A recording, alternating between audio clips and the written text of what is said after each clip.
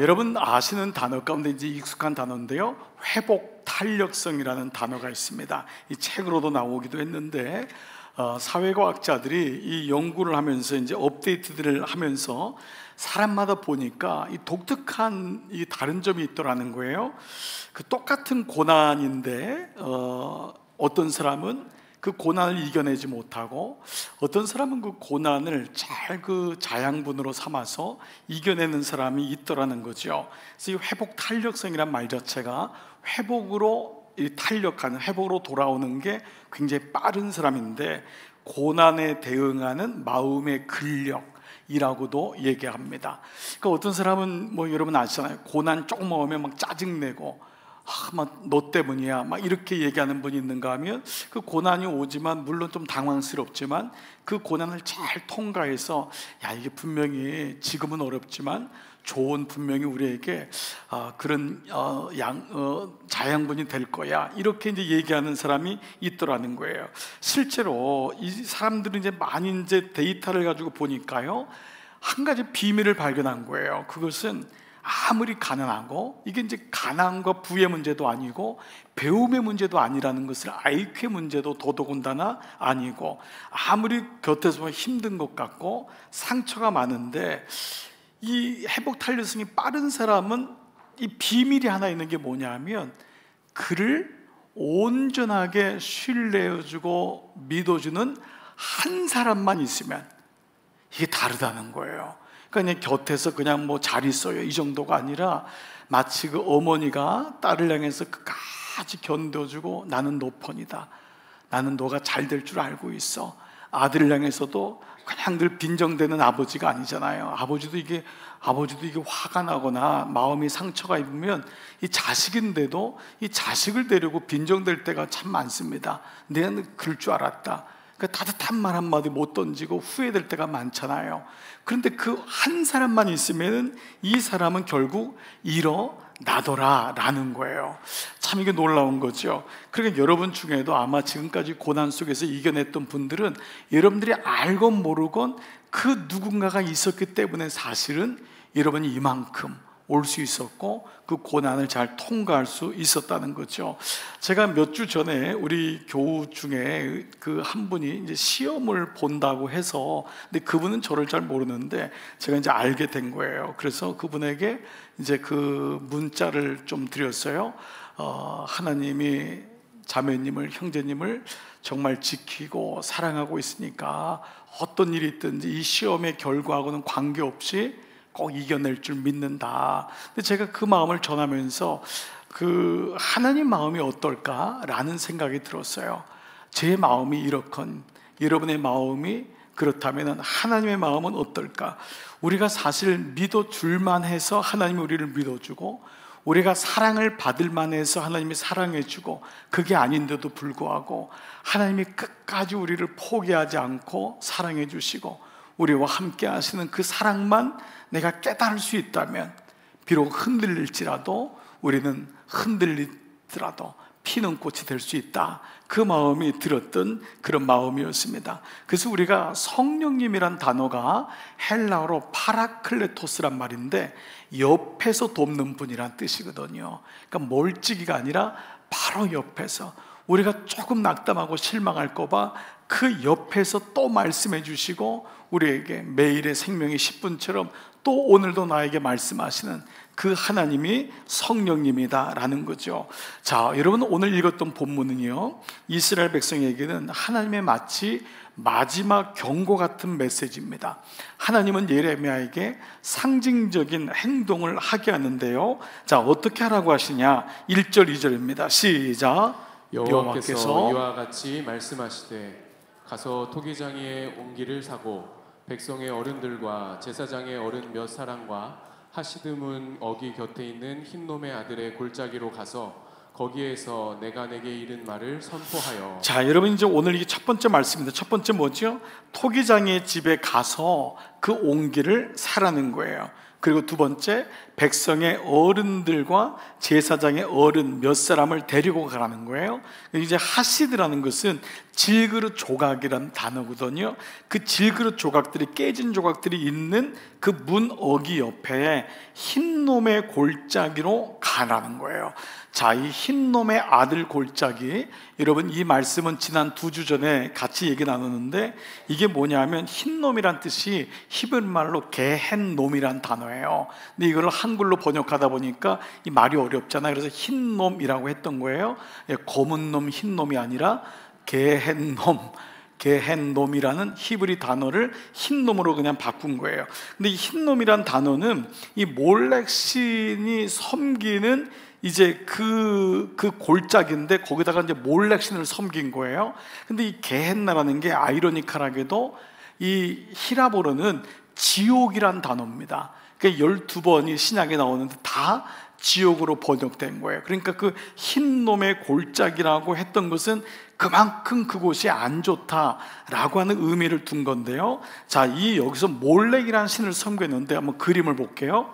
바로 이 신입니다. 그러니까 여러분이 좀 보신 분이 있을 거예요. 이 몰렉이라는 건 머리가 소머리고 사람 몸인데, 이 안에다가 공간을 비워서 밑에서 불을 지핍니다. 그래서 온 이 돌덩어리가 막 그냥 달궈지는, 뻘겋게 달구는 거예요. 거기다가 자식을 바칩니다. 여러분, 말도 안 되는 건데 이게 가나안 땅에 있었던 가장 오래된 신 중에 하나였어요. 그러니까 이게 왜 자식을 바치냐면, 자식을 바쳐서라도 내 욕망을 이루겠다고 하는 또 하나가 있었고, 그런 마음이 있었고, 또 하나는 뭐냐 하면, 자식을 세상에서 성공시키고 싶은데 신에게 그 당시 그런 게 있잖아요. 인당수에 뭐 처녀 하나를 빠뜨리는 것처럼 자식 한 명을 줌으로 우리 자식들이 잘 되겠다라고 하는 그러한 메시지가 이 몰렉신 안에 있는 거예요. 그러니까 이 몰렉신이 오늘 이 주는 의미가 어떤지 여러분 아시겠죠? 그래서 레위기에서부터 어떤 누구도 몰렉신에게 자식을 바치면 내가 반드시 죽이겠다. 그리고 그 마을 사람들이 돌로 쳐 죽이게 했어요. 그건 뭐냐 하면, 같이 길러야 된다. 내 애만 괜찮으면 안 되고, 내 애가 몰렉에게 가면은 너 애도 간다. 그러니까 공동체가 자식들을 지켜야 한다라고 하는 그런 맥락의 말씀들이 계속 나오는 거예요. 자, 그런데 이 몰렉 신에게 섬겼던 이 골짜기가 어디냐면 바로 이 흰놈의 아들을 바친다 해서 흰놈의 아들 골짜기가 된 거예요. 근데 여러분이 잘 아는 요시야 왕이, 이 예레미야 시대 때 있었던 요시 왕이 종교개혁을 하면서 이 흰놈의 골짜기를 폐지를 한 거예요. 거기 도벳 산당이 오늘 말씀이 있죠.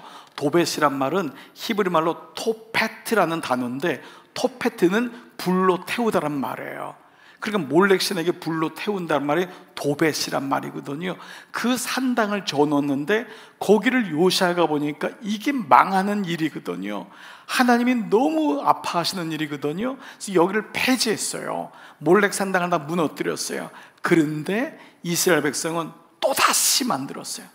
또다시 만들어서 자식을 바치는 일이, 여러분 오늘 본문의 3절 4절에 네 아이를 바알에게 산채로 드리고, 그 말씀이 나오는 게 몰렉이 없었더니 바알이라는 왕까지, 이 신까지 만드는 게 이스라엘 백성의 모습이었던 거죠. 자, 이제 그런데 거기다가 누구를 데려가라는 거죠? 어른들을 데려가라. 여러분을 데려가라는 거예요. 자식이 아니라. 그리고 제사장의 어른들을 데려가라는 거예요. 그게 뭐죠? 어떤 의미일까요? 이 자식이, 네 자식이 이렇게 된 거는 여러분 아픈 얘기지만 너 때문이다. 네 자식이 예수 안 믿는 거는 너 때문이다. 딴 게 아니다. 그러니까 이거를 아주 시청각격으로 보이는 거예요. 여러분, 우리가요 좀 좋은 직장 가고 연봉도 많이 받고 집도 사고 자랑할 것이 아무리 많아도요, 당신 자식은, 그 한마디 우리는 할 말이 없는 거예요. 이게 부모 마음이거든요. 그러니까 하나님은 이 자식에게까지 복음이 내려가지 못하고 결국은 다 끊기고, 부모 세대가 우상에 다 만몬주의에 빠지고 돈이 최고지 이렇게 살고 나니까 자녀들이 그걸 똑같이 본 거예요. 한 분은 이런 고백을 실제로 하더라고요. 한 분은 이 예배 끝나고 자동차 뒤에다가 애들을 태우고 엄청나게 그냥 교회 욕을 한 거예요. 교회 욕만 하겠어요, 여러분이? 교회 욕하면 누구 욕도 해요? 목사 욕도 하죠. 그러니까 목사는 오래 사는 게 욕을 많이 먹어서 저는 오래 살 것 같아요. 근데 하여간 그런 얘기를 하니까 애들이 안 듣는 것 같은데, 여러분 뒤에 앉아가지고 다 엄마 아빠가 교회 얘기하는 거예요. 속으로 어떤 생각할까요? 나는 크면은 교회 안 간다. 저런 교회라면. 우리가 너무 교회 사랑한 나머지 젊은 시절에 너무 많은 부분에서 놓친 게 너무 많은 거예요. 여러분 지금이라도 우리 젊으신 가정이 있으면 정말 조심하셔야 됩니다. 여러분이 아이들 뒤에 그냥 그 뒤에 그 차 뒤에 태우고 혹은 알게 모르게 집에서도 그렇게 너무 쉽게 얘기한 걸 아이들은 안 듣는 것 같은데 다 듣는 거예요. 청년들 마음속에 교회에 대한 자화상이 건강한 사람이 별로 없어요. 이게 오늘날 우리 세대가 믿음이 안 내려가는 지금 가장 결정적인 이유가 바로 1세대들이 우리가 한 것을 지금 하나님이 그 부모된 우리를 보게 하는 거예요. 완전히 절망하게 하는 거죠. 그 모습 보고 얼마나 절망하겠어요. 그러면서 6절에 뭐라고 하냐면, 그러므로 시작. 그러므로 보라, 다시는 이곳을 두벳이나 힘놈의 아들의 골짜기라 부르지 아니하고 오직 죽임의 골짜기라 부르는 날이 이를 것이라. 여호와의 말이니라. 무슨 말이에요? 이제 뭐 소망이 없다는 거죠. 여기 이제 죽임의 골짜기로 만들겠다는 거예요. 죽임의 골짜기.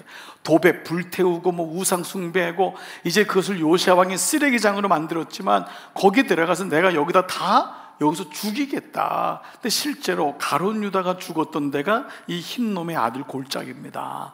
그러니까 여러분 이 말씀을 본다면은 하나님이 없는 곳이 어떤 곳인지를 계속해서 구약과 신약이 이어지고 있는 거예요. 아무 소망이 없으니까 내가 여기서 죽임의 골짜기로 부르는 날, 여기 다 시체가 쌓일 거다. 그래서 뭐라 그랬죠? 아들의 살을 먹고 딸의 살을 먹고 친구의 살을 먹는 날이 올 거다. 그런 극심한 전쟁으로 인한 가뭄이 오면은 먹을 게 없어서 부모가 자식을 잡아먹는 거예요. 실제로 예레미야 시대에 이 일이 이루어졌어요. 먹을 게 없으니까 부모가 자식을 잡아먹습니다. 이런 정말 말도 안 되는 참혹한 일이 설마 이런 일이 있을까 했는데 그 일이 이루어진 거예요. 자, 그러면서요 아예 도장을 찍습니다. 자, 이제 오늘이 19장인데요 18장에서 토기장이와 진흙의 비유가 나오죠. 그 또 시청각 교육을 하는 거죠. 이 말은 뭐죠? 진흙이 토기장의 손 아래에 있다. 하나님이 진흙이다. 하나님이 토기장이다. 너희가 왜 가불면 안 된다. 진흙이 나를 왜 이렇게 만들었냐고. 진흙이 막 일어나가지고 이러면 안 된다. 너희는 하나님의 손 아래에 있는 존재다 라는 것을 토기장의 비유를 통해서 말씀했는데, 이제는 그 차원이 아닙니다. 10절 보십시오. 같이 시작. 너는 함께 가는 자의 목전에서 그 옹기를 깨뜨리고. 자, 옹기를 깨뜨린 거예요. 그리고 뭐라고 하냐면 11절 시작. 그들에게 이르기를 만군의 여호와께서 이와 같이 말씀하시되 사람이 토기장의 그릇을 한번 깨뜨리면 다시 완전하게 할 수 없나니 이와 같이 내가 이 백성과 이 성읍을 무너뜨리니 도벳에 매장할 자리가 없을 만큼 매장하리라. 자, 이 정말 너무 엄청난 말씀을 하신 거예요. 여러분, 이게 그릇을 박살을 낸 거예요. 여러분 마음이 얼마나 그냥 모골이 송연해지겠어요. 완전히 그 그릇을 박살내면서 하는 말이 뭐냐면, 만군의 하나님이 뭐라고 하냐면 사람이 토기장의 그릇을 한번 깨뜨리면 완전하게 할 수 없다. 여러분 마치 부모가 자녀가 너무 죄짓고 지 맘대로 사니까 항아리를 그 그릇 비싼 걸 가져다가 애가 보는 앞에서 팍 던진 거야. 너하고 나는 끝이다. 여러분 이게 진짜 이거 시청각 교육을 하면은 정말 굉장히 가슴 아픈 일입니다. 이게 한번 미국 교회에서요 한 목사님이 이 구절을 가지고 실제로 이 강단에서 이걸 깼어요. 그래서 저도 한번 생각을 해봤는데 이 청소하기가 너무 바빠요. 이 청소하기가. 그래서 그냥 그것 때문에 여러분 안 하니까 여러분이 그 장면을 생각해 보셔야 됩니다. 얼마나 화가 났으면은 그 옹기를 그 그릇을 박살내면서 사람이 이 집어던진 이 그릇을 다시 복원될 수 없듯이 이제 너희는 끝이다. 이 메시지를 주고 있는 거예요. 그게 뭐죠? 죄의 삭은 사망이다. 하나님의 심판이 결코 내가 한 말이 헛말이 아니다. 헛말이 아니다. 예. 이러죠. 자, 그런데 그러면 이렇게 해서 다 끝나야 되잖아요. 자, 끝난 게 오늘 말씀이 끝난 게 아니라는데 도대체 이 뭘 어떤 메시지를 주고 있을까요? 왜 하나님은 우리 어른들을, 인생을 살 만큼 산 사람을 죄악의 현장인 흰놈의 아들 골짜기에 데려가셔서 하나님의 심판을 선언하실까요? 내가 이 그릇이 다시 복원될 수 없는 것처럼, 완전하게 할 수 없는 것처럼 너희 백성의 이 성읍을 무너뜨릴 거다. 그래서 이 도벳에 매장할 곳이 없을 만큼 죽은 시체들이 아주 그냥 산을 이룰 거다. 이 얘기를 왜 했을까라는 거예요. 왜 하나님은 예레미야에게 다른 것도 많을 텐데 그 옹기장의 집에 가서 옹기를 사서, 그리고 바닥에다가 산산조각을 네모로 완전한 절망으로 이렇게 보여주고 몰고 갈까라는 거예요. 그 여러분은 이미 알고 있죠. 하나님은 정말 끝이 아니라는 거 알잖아. 이 메시지가 끝이 아니라 하나님이 더 무언가 말씀하시고자 하는 메시지가 있다는 거잖아요. 우리는 이미 구약에서 예레미야에서 끝나지 않고 이 깨뜨리는, 이스라엘 백성을 깨뜨린 같이 너희가 깨지지만은 깨뜨려도 돌아오지 않기 때문에 당신의 아들 예수 그리스도를 깨뜨림으로 구원이 왔다고 하는 그 사실을 우리는 이미 알고 있기 때문에, 그렇다면 이 진흙을 깨뜨리는 장면은 무엇을 말씀하고 있을까요? 이스라엘의 백성의 어떤 죄 때문에 하나님은 이렇게 마음이 아플까요? 그것이 성경을 흐르고 있는 바로 자기의입니다. 이것이 하나님이 가장 아프고 가장 견디지 못하는 것입니다. 이 땅에서 여러분 중에 나는 음란한 것도 별로 없고 가정도 지켰고 나는 사기친 일도 없고 이런 분들이 교회 안에서도 나름대로 이렇게 허리를 펴고 살 수 있을지 몰라요. 그런데 하나님, 예수님이 이 땅에 오셔서 음란한 사람도 용서하고 창기도 용서하고 세리처럼 돈을 다 뒤에다가 숨겼던 사람도 용서했는데 바리새인은 용서하지 않으셨어요. 사두개인은 용서하지 않으셨어요.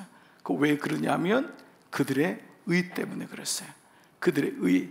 자기의라는 게 뭐죠? 자아잖아요. 자아가 깨지는 게 이렇게 어려운 거예요. 그 항아리를 깨뜨렸다는 것, 하나님이 너의 자아가 이렇게 깨질 수 없더냐? 그 깨뜨리면서까지 우리의 인생 속에 오는 이 모습을 말씀하고 있어요. 이 자기의라는 건 뭐죠? 내가 무엇을 할 수 있다고 생각하는, 다 내가 하는 거예요. 내가 결혼했고, 내가 당신을 선택했고, 내가 돈을 벌었고, 다 자기가 주인되어 있는 거예요. 그러다 보니까 일이 좀 안 되면은 짜증을 쉽게 내는 분들이 뭐냐면 자기의가 강할수록 짜증을 냅니다. 왜냐하면 다 내가 플랜을 세우기 때문에 그래요. 내가 계획을 세웠는데 내 아들이 내 뜻대로 못 따라오는 거예요. 내 와이프가 내 속도를 못 따라오는 거예요. 그래서 사실 부부싸움은 여러분 돈 때문이 아닙니다. 바람핀 것 때문이 아닙니다. 그건 다 용서될 수 있어요. 결국은 자기의입니다. 남편에 깨지지 않는 의, 아내에 깨지지 않는 의, 이게 하나님과의 관계에서도 동일합니다. 어느 순간에 내 의가 강해지면은 하나님이 필요 없어요. 하나님을 믿지만은 사실은 하나님하고는 같이 동행 안 해요. 그러니까 어려울 때만 그냥 문화적으로나 혹은 종교적으로 뭐 하나 있으면 좋겠다는 마음으로 교회는 나오지 하나님과의 친밀한 관계는 어려워요. 그래서 예수님이 자기를 부인하고 자기 십자가를 지지 않으면이라는 말이 평생 주님 앞에 갈 때까지 우리에게 도전이 되는 이유가 거기 있죠. 사도 바울이 이것을 뭐라고 했냐면요, 로마서 10장 3절, 하나님의 의를 모르고 자기 의를 세우려고.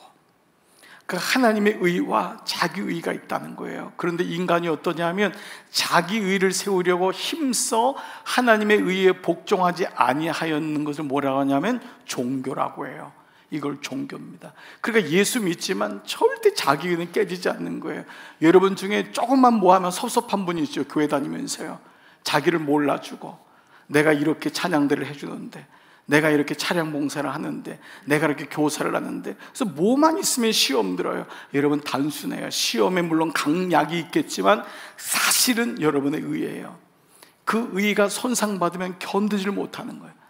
그 의에 스크래치가 오면 견디지 못하는 거예요. 그러니까 오늘 이 말씀이 우리는 하나님의 의와 나의 의와의 싸움인 것을 여러분 명확히 보셔야 돼요.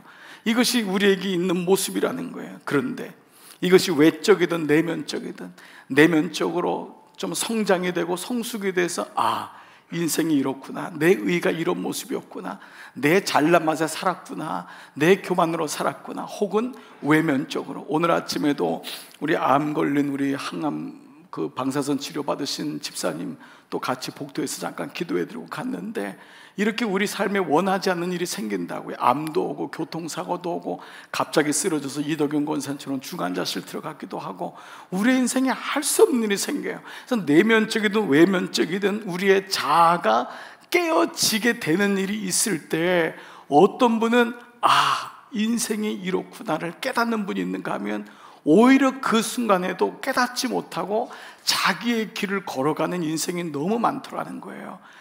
인생이 내가 쌓아놓은 것이 하나님 없으면 이렇게 처참하게 깨지는 옹기 같은 거구나, 내가 질그릇 같은 존재구나, 대단한 것 같은데 아니구나라는 것을 알게 되는 거예요. 이게 말씀이 들려지는 거예요. 그 말씀이 들려질 때 비로소 우리는 이 광야에서 노뱀 대신 예수 그리스도를 바라보는 그 은혜, 그때 믿음이 들어오기 시작한다는 거죠. 자, 보십시오. 죽음의 골짜기라고 부를 거다. 이 죽임이란 말은 끝이란 말이잖아요. 죽은 다음에 뭐가 있어요? 우리에겐 영원한 생명이 있지만 일단 죽음은 심판이잖아요. 끝인데, 하나님의 본심이 항아리를 깨뜨리면서 이제 끝났어, 너하고 나는 아무것도 아니야, 이거를 말씀하려는 게 아니라면은 하나님의 본심은 뭘까라는 거예요. 그러면 굳이 가서 옹기장이 토기장이의 그릇을 사라고 할 필요가 없죠. 집에서 그냥 하나 사가지고 오면 되잖아요. 근데 가서 옹기장의 집에 가서, 그 보통 옹기장의 집은 그 성 바깥에 있다고요. 한참을 가야 되는 거예요. 거기 가서 옹기장이가 만든 토기를 사러 오래요. 1절을 보십시오. 여호와께서 이와 같이 말씀하시되 가서 토기장의 옹기를 사고, 여러분 문장에다가 가서 사고라는 데다 동그라미를 쳐볼 이유가 있어요. 왜냐하면 가서, 사서, 이 말은 대단히 구속사적인 단어예요. 이거 뭐냐면 그냥 공짜가 아니라 수고하여 값을 치르라는 거예요. 그 옹기인데 수고하여 값을 치루어 가져오라는 거예요. 얼마나 사랑하시느냐 하면 수고하여 값을 치루었는데 그것을 깨뜨려서라도 돌아오게 하시고자 하는 게 아버지의 마음인 거예요. 그런데도 이스라엘 백성은 돌아오지 않으시는데 하나님 포기하지 아니하시고 누구를 깨뜨린다고요? 당신의 아들을 깨뜨려서라도 그들을, 우리를 돌아오게 하시는 구원의 길이 이 말씀 속에 숨어 있는 거예요. 즉 고난을 통해서라도 하나님은 돌아오게 하시겠다고 하는, 돌아오게끔 하겠다고 하는 게 아버지의 마음인 거예요. 자, 그래서요, 여기서 이 토기장의 옹기에 깨뜨려짐은 예수 바깥에 있는 사람은 이것을 알 수가 없습니다. 이 말씀이 바로 하나님의 자녀가 된 사람이 겪는 인생의 고난 속에서 하나님을 어떻게 바라볼 수 있느냐가 이 말씀 속에 숨어 있다는 거예요. 자, 좀 더 풀어볼게요. 여러분, 애굽에서 가나안으로 간다 그랬어요. 우리 구속사적인 단어가 애굽에서 가나안까지 가는 게 인생의 여정인데, 이 안에 꼭 들어가야 될 단어가 뭐라 그랬죠? 광야라 그랬어요. 어떤 사람도 애굽에서 곧바로 가나안으로 들어가지 못해요. 광야를 통과한다는 거예요. 이게 인생이에요. 그래서 광야 인생이라 그랬고, 사도행전이 이것을 광야 교회라고 했던 거예요. 교회가 누구예요? 우리 자신이잖아요. 예수 그리스도가 우리잖아요. 우리 안에 예수 그리스도가 있을 때 우리가 광야 교회가 되어서 가나안 땅에 가지만, 어느 누구도 광야를 벗어나거나 광야가 없는 사람은 아무도 없어요. 마음의 희망적으로 당신 가는 길에 꽃길만 있게 해주세요라고 말은 하지만 그건 희망 고문이에요. 절대 광야를 통과하지 않은 사람은 아무도 없어요. 이 말은 뭐냐 하면 이 광야가 하나님의 디자인이라는 거예요. 하나님의 계획이라는 거예요. 그렇다면 이 광야가 하나님이 만드신, 하나님의 계획된 것이라면 이 광야를 통과하는 방법도 하나님의 방법이어야 한다는 거예요. 내 방법으로 이 광야를 통과하지 않습니다. 여러분, 어떤 분이 결혼 10주년 딱 되니까 결혼이 광야라는 걸 알게 됐대요. 굉장히 중요한 깨달음 아닙니까? 결혼이 얼마나 신나고 룰루랄라 하는 줄 알았죠? 아니었어요. 광야가 묵묵히 통과해야 될 그 광야 속에서 전혀 다른 두 사람이 만나 하나님을 예배하고 그 가운데 참아주고 견뎌주고 함께 가는 광야인 것을 깨달았다는 것을 10년 만에 알았대요. 그런데 그 광야를 걸으면서 우리가 경험하는 것이 내 방법으로 부부 생활을 하면은 안 된다는 걸 더 깨닫게 되는 거예요. 거기 필요한 게 뭐지요? 광야를 만드신 분이 하나님이라면 광야를 통과하게 하는 것도 하나님의 방법이어야 한다는 거예요. 그게 바로 뭡니까? 여러분, 이겁니다. 이게 광야를 통과하는 법입니다.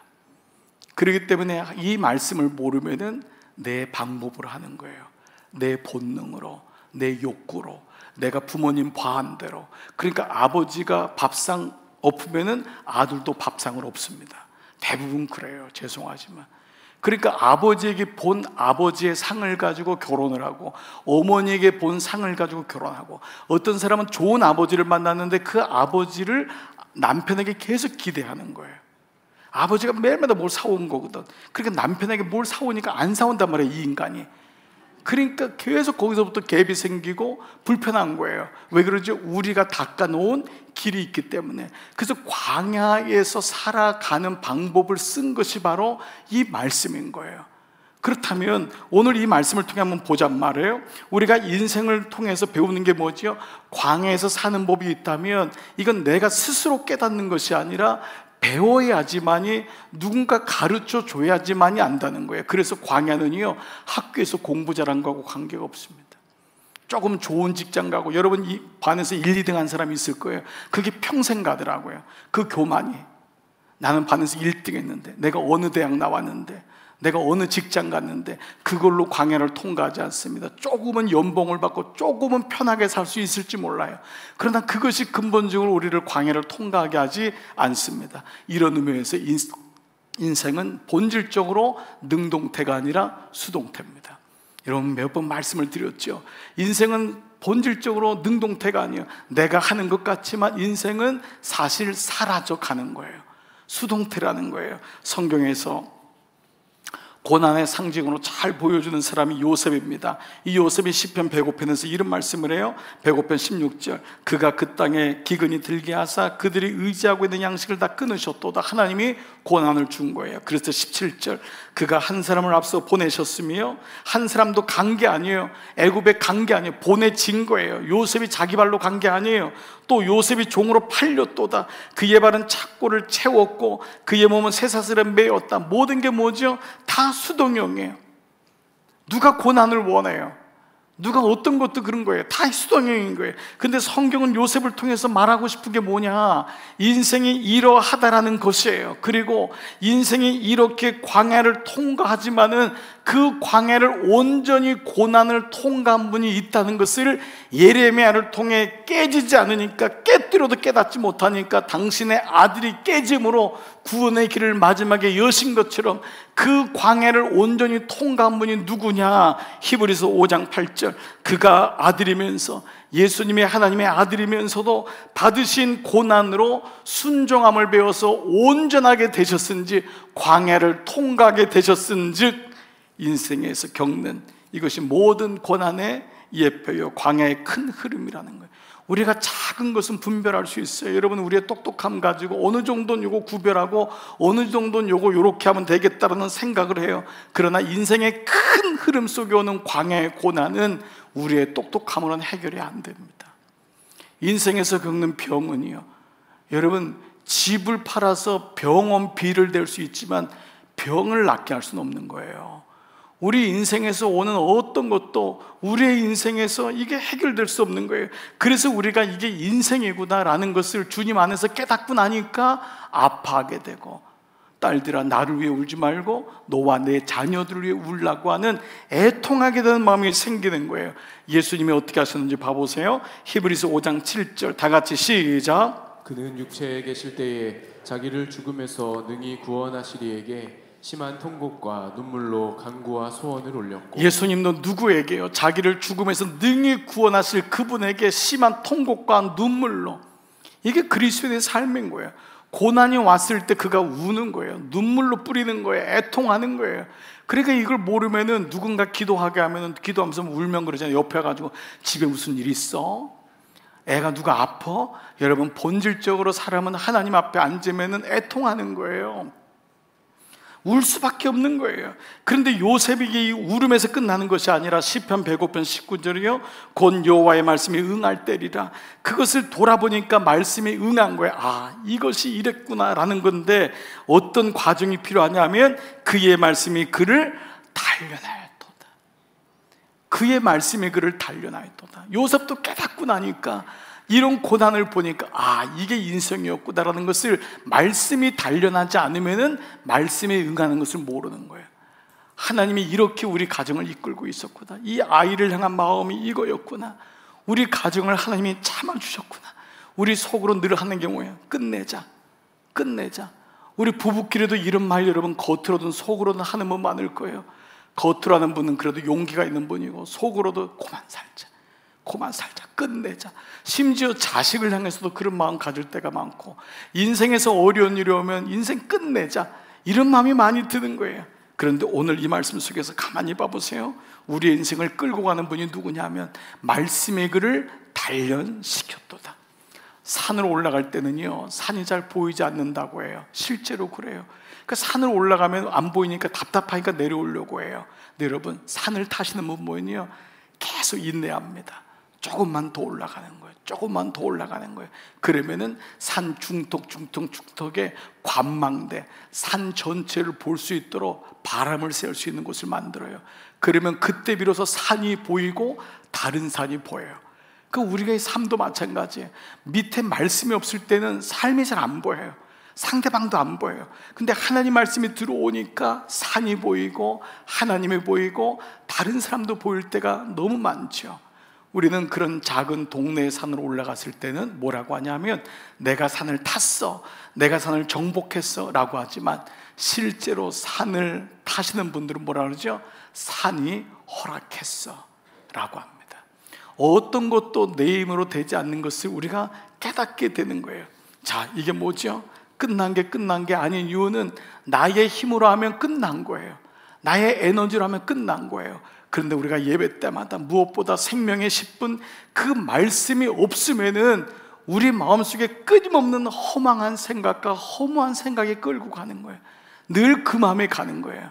그러나 하나님 말씀이 있을 때만이 그 말씀이 내 삶에 들어와서 하나님이 어떤 분인지를 말씀하게 되죠.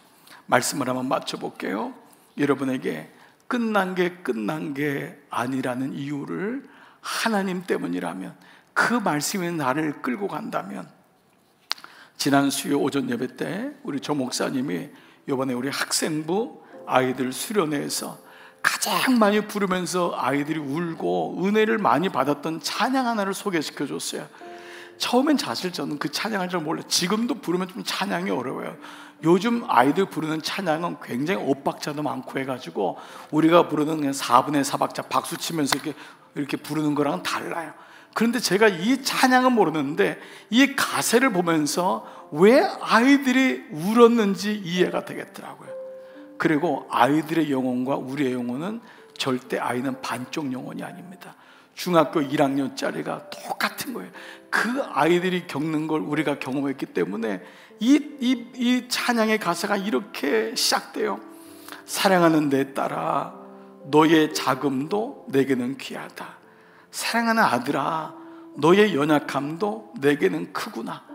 그런데 그 다음 가사가 조금 느린 듯해도 기다려주겠니? 하나님이 아이들에게 말씀하는 거예요. 내가 너에게 조금 늦게 가는 것 같지만 너 기다려줄 수 있겠니? 조금 더딘 듯해도 나 떠나지 않고 나를 믿어줄 수 있겠니? 그 다음 가사 보세요. 앞이 보이지 않아도 한 발짝 나가줄 수 있니? 근데 이 다음 가사 때문에 애들이 무너졌을 거예요. 이해되지 않아도 살아내 주겠니? 아이들 중에 3명 정도가 자살 충동을 받는데요. 부모님만 모를 뿐이에요. 하다가 안 되면 엄마 아빠가 자기들한테 그렇게 직장 가서 아빠가 자기 다 학원 보내주고 하는데 미안해서 말을 못 하겠더래. 실력이 안 되는데 그만두고 싶은데, 그리고 자기보다 훨씬 잘하는 애들을 발견하는 거예요. 그때마다 애들은 그 연령층에 가리잖아요. 그러니까 연령층에서 자기밖에 안 보이니까 너무너무 힘든 거예요.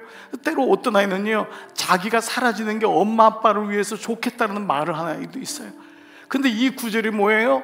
이해되지 않아도 살아내 주겠니? 하나님이 그 아이들에게 말하는 거예요. 근데 이 메시지는 오늘 어른이 된 우리에게도 똑같은 메시지 아닙니까? 이해되지 않는 일이 너무 많지만 그래도 버텨주겠니? 살아주겠니?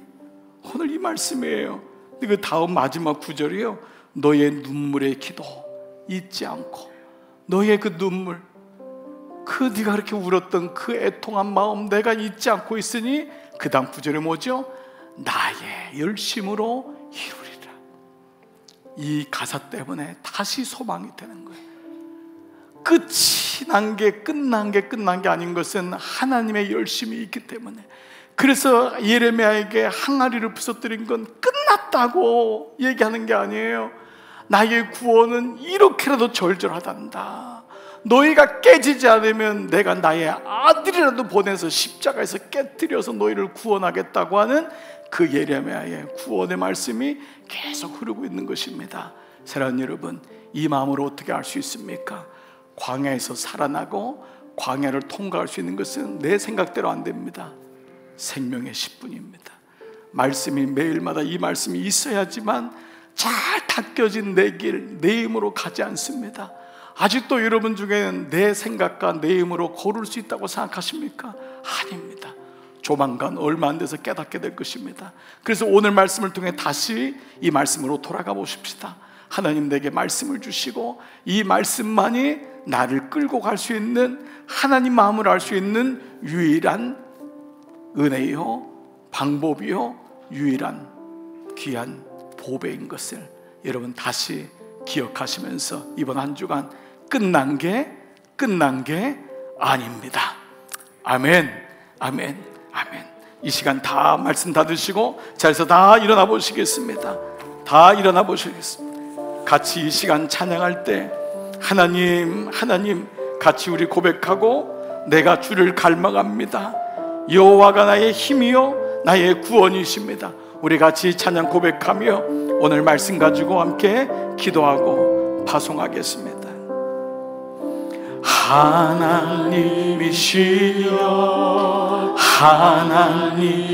하나님이시여 주는 나의 하나님이시로다.